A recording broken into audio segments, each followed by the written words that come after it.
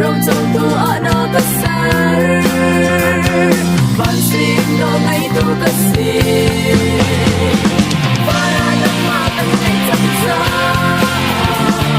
lay ang huli lang tang ay lang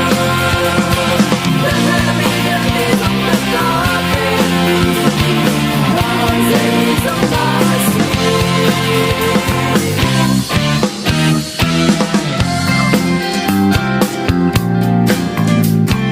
San tay lang kan Zeizong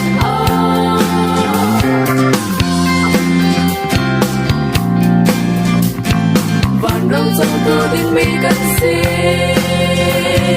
Van si no ngay tu kan si Vana nang matan ngay kan sa Lay ang ngay dang ang ngay lang Kanay ngay ngay trong nagkakit Zeizong Na Si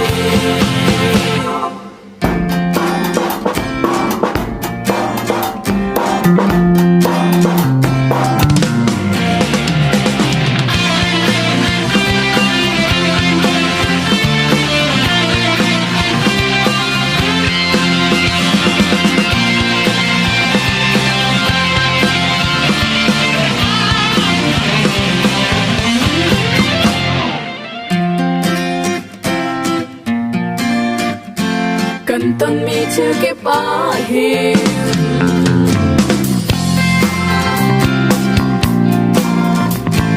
vì phiang tên cắm hết